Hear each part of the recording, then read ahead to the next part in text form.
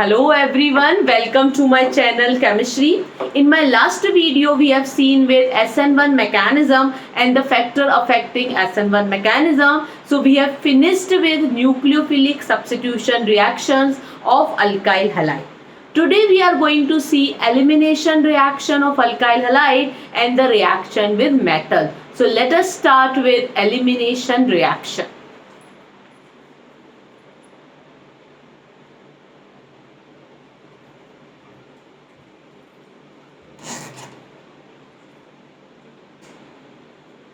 In this elimination reaction, your functional group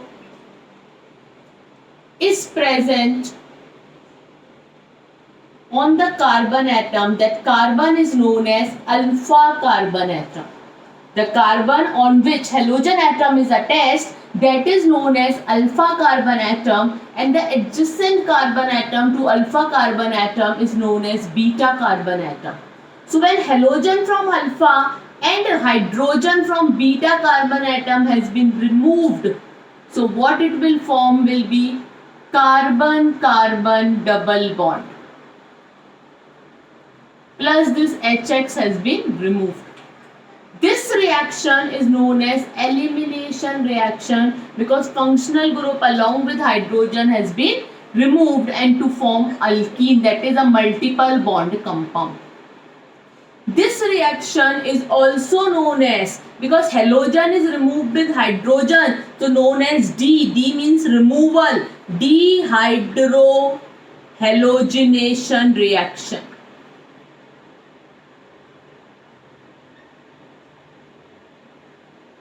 Then hydrogen has been removed from beta carbon atom, therefore also known as beta elimination reaction.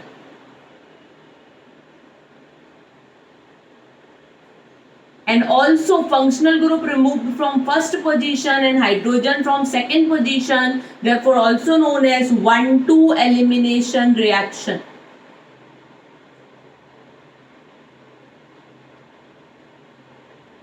So let us see dehydrohalogenation reaction or beta elimination reaction or 1,2 elimination reaction.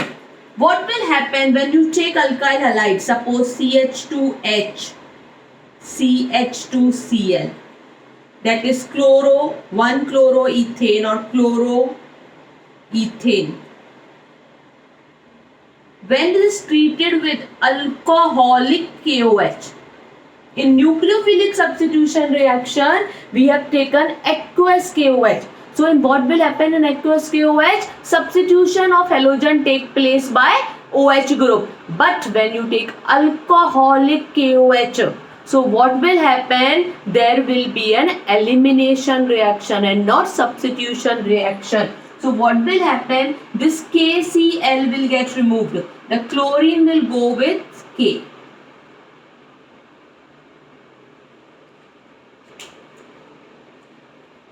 KCl plus OH will go with, this is alpha carbon, this is beta carbon. So hydrogen of a beta carbon is replaced by this. So this will give you H2O.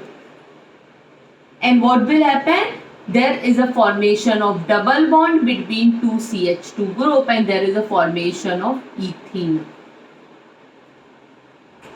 So ethene plus KCl plus H2O. Let us take one more example. Suppose you are having CH3, CHCl, CH2, CH3, 2-chlorobutane. So what will happen in this? When you treat this with alcoholic KOH, again there is a removal of KCl plus H2O. Now H2O can be removed. This is alpha carbon atom and what I said, beta carbon कौन सा है? Alpha के बाजू वाला carbon. तो alpha के बाजू में तो ये भी है, तो ये भी बीटा है और ये भी बीटा है. तो हो सकता है कि जो कार्ब हाइड्रोजन निकले वो इसमें से निकले. अगर हाइड्रोजन यहां से निकलता है तो क्या बनेगा? CH2 double bond CH, CH2, CH3. दूसरी पॉसिबिलिटी क्या है कि हाइड्रोजन इस बीटा कार्बन में से निकले, अगर इसमें से निकला तो क्या बनेगा, CH3 CH double bond CH CH3. So what is the product? Product is but1ene and but2ene.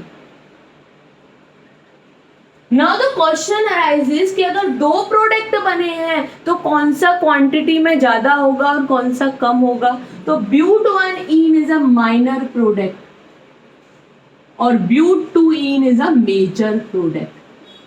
Now मुझे कैसे मालूम पड़ा कि but1ene माइनर है और but2ene मेजर है? That is according to Setzeff rule. Now what is Setzeff rule? Let us see. So we will decide in dehydrohalogenation कौन सा मेजर होगा और कौन सा माइनर होगा. That we will decide by Setzeff rule. Setzeff rule, or it could be written as Setzeff rule, or can also be written as Setzeff rule. So what is the Setzeff rule is in dehydrohalogenation reaction, removal of hydrogen and halogen reaction, the major product, the most substituted alkene, the most substituted alkene will be the major product. इसका मतलब क्या हुआ?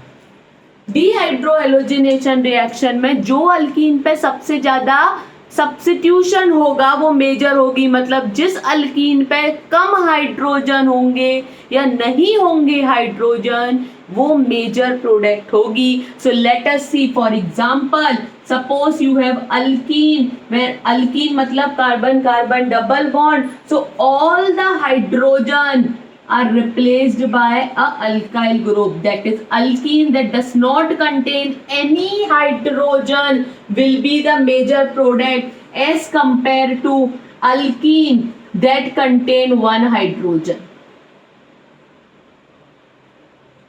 This will be the major product as compared to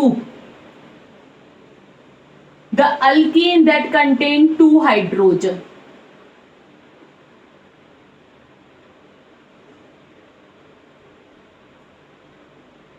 This will be the major product as compared to alkene that contain 3 hydrogen. And this will be the major product as compared to alkene that contain all 4 hydrogen. So अगर हम इन दोनों की बात करें तो इस alkyne पर 2 hydrogen हैं, इस अल्कीन पर 2 हाइड्रोजन हैं और इस अल्कीन पर 3 हाइड्रोजन हैं. तो 2 हाइड्रोजन वाली अल्कीन जो होगी वो मेजर प्रोडक्ट होगी और 3 हाइड्रोजन वाली अल्कीन माइनर प्रोडक्ट होगी. तो जिस अल्कीन पे ज्यादा अल्काइल ग्रुप होंगे या कम हाइड्रोजन ग्रुप होंगे वो अल्कीन मेजर प्रोडक्ट होगी according to Setzeff rule. So this is about elimination reaction. Now next is reaction with metals.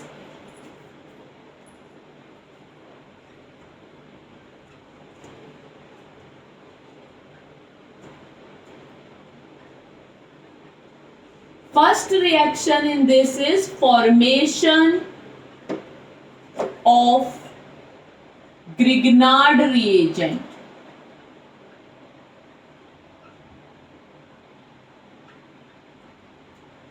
So the question could be asked in examination is what is Grignard reagent? So let us first understand what is Grignard reagent, because you want to prepare Grignard reagent तो पहले ये तो पता होना चाहिए कि Grignard reagent होता क्या है. So let us see. Grignard reagent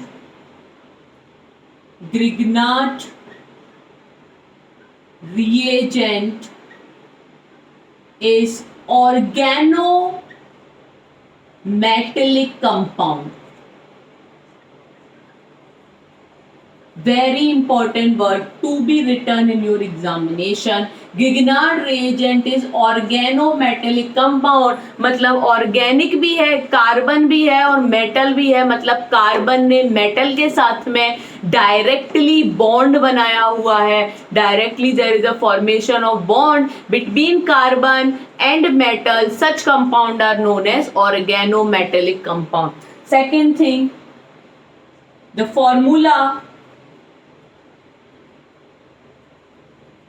or better to write structure,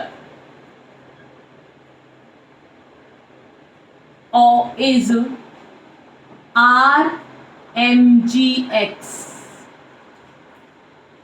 where magnesium is divalent, हम सबको मालूम है. कार्बन यहाँ पर एक बॉन्ड बना रहा है और हेलोजन एक बॉन्ड बना रहा है. सो एक्चुअली देखा जाए तो इसके ऊपर मैग्नीशियम के ऊपर पार्शियली पॉजिटिव चार्ज है 2+, कार्बन के ऊपर पार्शियल नेगेटिव है और हेलोजन के ऊपर भी पार्शियल नेगेटिव चार्ज है. इस तरीके से वैलेंसी, इस तरीके से चार्जेस सेटिस्फाई हो रहे हैं. नाउ R और Mg के बीच में there is a covalent bond between carbon and magnesium, and ionic bond between magnesium and halogen. So carbon और मैग्नीशियम के बीच में कोवेलेंट बॉन्ड बना हुआ है और मैग्नीशियम और हेलोजन के बीच में आयोनिक बॉन्ड बना हुआ है. तो यहाँ मैं पार्शियल नेगेटिव की जगह फुली नेगेटिव कर देती हूँ, बिकॉज एक्स जो है वो माइनस में आ जाएगा. So this is about Grignard reagent. तो अगर क्वेश्चन होगा व्हाट इज ग्रिग्नार्ड रिएजेंट, तो आप उसमें लिखोगे कि Grignard reagent is organometallic compound with formula और with structure RMgX. 1 marks question it is, so that is more than enough. Now let us move to next question. How will you prepare Grignard reagent? So let us see the preparation of Grignard reagent. When your alkyl halide react with magnesium in presence of dry ether, in solvent used for this reaction is dry ether, so it will form RMgX, that is alkyl magnesium halide, or also known as Grignard reagent.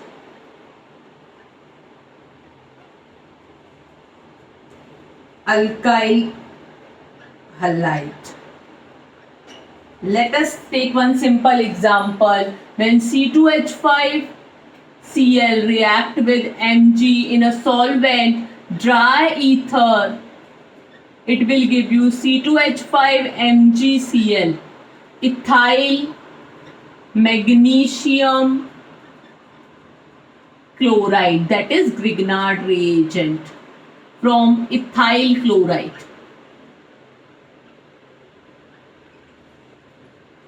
So if they will ask you how will you prepare Grignard reagent, you can write general reaction plus any one example. The next thing is there that dry condition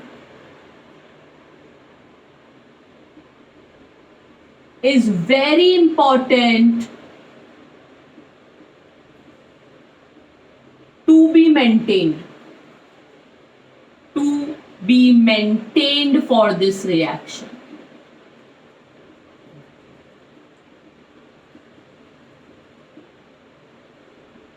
Now why this condition, dry condition is very important, why this is need to be maintained? क्योंकि जो Grignard reagent होता है वो बहुत ही ज़्यादा reactive होता है वो इवन जो हमारे एटमॉस्फेयर में वाटर है उसके साथ भी रिएक्ट कर जाता है। तो इसीलिए हमें उसे ड्राई कंडीशन में ही बनाना पड़ेगा। अगर आपने उसे ड्राई कंडीशन के साथ नहीं बनाया तो वो हर एक चीज, चाहे वो पानी हो, चाहे वो अल्कोहल हो, चाहे वो अल्डिहाइड हो, चाहे वो कार्बन डाइऑक्साइड हो, वो हर किसी के साथ रिएक्ट कर जाता है। इसीलिए ड्राई कंडीशन मेंटेन करना बहुत ज़्यादा जरूरी है। तो अगर आपने ड्राई कंडीशन मेंटेन नहीं की तो क्या होगा, लेट अस सी, ग्रिग्नार्ड रिएजेंट जो बना होगा वो इवन मॉइस्चर के साथ भी रिएक्ट कर जाता है।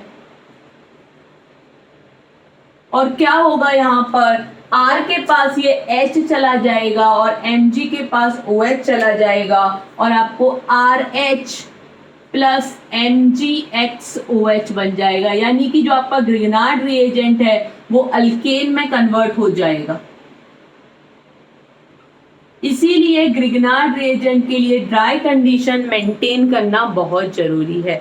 तो इस टॉपिक पे 3 क्वेश्चन बनते हैं। पहला क्वेश्चन है व्हाट इज ग्रिग्नार्ड रिएजेंट, जिसमें आप क्या लिखोगे, it is an organometallic compound with formula RMgX. Magnesium is divalent, forming one covalent bond with carbon and ionic bond with halide. Then next point come to be preparation of Grignard reagent. So preparation is given on the board. And the third question arises is why dry condition is to be maintained for the preparation of Grignard reagent. So what will be the answer? Because Grignard reagent is highly reactive. It even react with the moisture, water. So it will convert Grignard reagent to alkane and therefore there is a need to maintain dry condition for the preparation of Grignard reagent. Take a screenshot. Metal में second reaction है Woods reaction. So let us see second reaction, Woods reaction.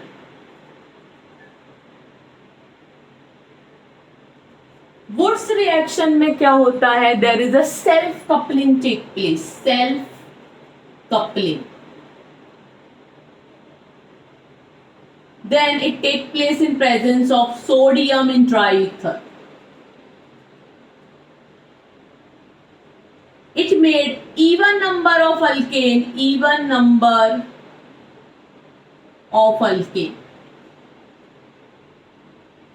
So let us see the reaction first कि क्या होता है देखते हैं। Coupling का क्या मतलब हुआ, अल्काइल हलाइड है, it react with sodium metal and another molecule of alkyl halide in presence of dry ether. So क्या होगा, NaX निकल जाएगा। तो यहाँ पर भी X है, यहाँ पर भी X है, तो हम 2 Na ले लेते हैं और ये 2 NaX निकल जाएगा। प्लस ये R और R के बीच में आपस में कपलिंग हो जाएगी और हायर अल्केन बन जाएगा। क्योंकि आपने जो अल्काइल हलाइड लिया था उसमें सिर्फ एक ही कार्बन था, तो जितने भी कार्बन थे उससे डबल हो गए कार्बन। और क्योंकि सेम टाइप दोनों तरफ RR है इसीलिए वो उसे सेल्फ कपलिंग बोलते हैं। इसका एग्जांपल लेके मैं थोड़ा समझाती हूँ। सपोज आपने मिथाइल क्लोराइड लिया है 2 Na मॉलिक्यूल और दूसरा मिथाइल क्लोराइड का molecule in presence of dry ether react करेगा तो ये 2 NaCl निकल जाएंगे और मीथेन और मिथाइल आपस में ज्वाइन हो जाएंगे और ये आपका ईथेन बन गया। तो इसीलिए मैंने बोला हायर अल्केन बनता है, क्योंकि एक कार्बन आपने रिएक्टेंट में लिया था और प्रोडक्ट में 2 कार्बन हो गए। अब सेल्फ कपलिंग क्यों? क्योंकि अगर मैं 1 मोल ऑफ मिथाइल क्लोराइड भी ले रही हूँ तो मतलब मैंने 6.022 into 10⁻23 atoms of methyl chloride लिए हैं। वो आपस में ही एक दूसरे के साथ रिएक्ट करने वाले हैं in presence of sodium metal and dry ether solvent में। तो वो आपस में एक दूसरे के साथ रिएक्ट करेंगे और वहां पे कपलिंग हो जाएगी उनके बीच में। तो ये आपको प्रोडक्ट, कपलिंग मतलब वो आपस में एक दूसरे के साथ बॉन्ड बना लेंगे, दो मिथाइल ग्रुप आपस में, दो इथाइल ग्रुप आपस में बॉन्ड बना लेंगे और आपको जो प्रोडक्ट मिलेगा उसमें कार्बन डबल हो जाएंगे। और क्यों मैंने पॉइंट लिखा है it will form even number of alkane ही, क्योंकि अगर आपने एक कार्बन लिया तो आपको प्रोडक्ट में दो कार्बन मिलेंगे, अगर आपने दो कार्बन लिए तो आपको प्रोडक्ट में चार कार्बन मिलेंगे, अगर आपने तीन कार्बन लिए तो आपको प्रोडक्ट में 6 कार्बन मिलेंगे, आपने 4 कार्बन लिए तो आपको प्रोडक्ट में 8 कार्बन मिलेंगे। नंबर ऑफ कार्बन डबल हो जाएंगे और हमेशा आपको इवन नंबर ऑफ कार्बन ही मिलेंगे। So this is known as Wurtz reaction. Now let us see cross coupling reaction में क्या होता है। ये तो मैंने सेल्फ कपलिंग की बात की। अगर क्रॉस कपलिंग हो रही हो, क्रॉस कपलिंग,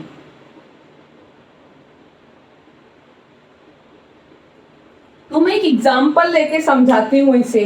सपोज आपने मिथाइल क्लोराइड लिया है, सोडियम मेटल डाला और आपने इथाइल क्लोराइड भी डाल दिया in presence of dry ether.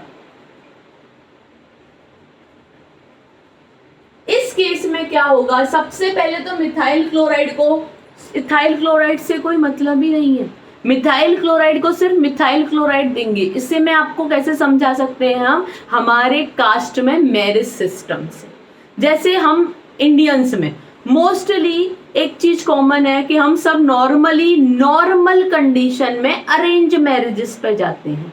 तो हम ऐसा कंसिडर करते हैं कि एक पर्टिकुलर कास्ट का बंदा है, let it be Marwari. So suppose ये मारवाड़ी है और इसको किसी से शादी करनी है, कपलिंग मतलब एक तरीके से कपल बनाना हो गया, शादी करना हो गया, दो अलग लोगों के बीच में मैरिज हो गई, तो उसे हम कपलिंग में ले सकते हैं ना। ये मिथाइल क्लोराइड जो है, मिथाइल क्लोराइड को शादी करनी है, एक मारवाड़ी बंदा है, तो सबसे पहले क्या होगा कि इट विल गो, ही और शी वॉट एवर, ही अगर लड़की है तो शी और अगर लड़का है तो he will go for a arrange marriage. मतलब ये दूसरे मारवाड़ी से ही शादी करेगा, मतलब ये दूसरे मिथाइल क्लोराइड से ही शादी करेगा, मिथाइल क्लोराइड से ही कपलिंग करेगा। बाकी इंडिया में बहुत सारी कास्ट हैं पर इसको बाकी कास्टों से कोई मतलब नहीं है, इसे सिर्फ अपनी कास्ट से मतलब है, यानी मिथाइल क्लोराइड से मतलब है। तो मिथाइल क्लोराइड कपल करेगा मिथाइल क्लोराइड से और आपका प्रोडक्ट बनेगा इथेन। ऐसे ये मेरा दूसरा बंदा है इथाइल क्लोराइड, सपोज ये गुजराती है, इसको भी पहले किससे शादी करनी है, गुजराती से ही शादी करनी है, तो he will also go for arrange marriage. तो इसको भी दूसरा इथाइल क्लोराइड ही मिलने वाला है। तो इसको क्या होगा, C2H5, मैं यहाँ पे लिखती हूँ C2H5 प्लस C2H5, तो ये 4 कार्बन हो गए, मतलब इसने ब्यूटेन बना दिया। अब कंडीशन कैसी आ गई है कि इस मारवाड़ी बंदे को अपनी कास्ट में कोई सूटेबल पर्सन नहीं मिल रहा है, सारे अच्छे सूटेबल पर्सनों ने ऑलरेडी शादी कर ली है। सेम थिंग इसके साथ भी हो गई, इसको भी कोई सूटेबल बंदा नहीं मिल रहा है।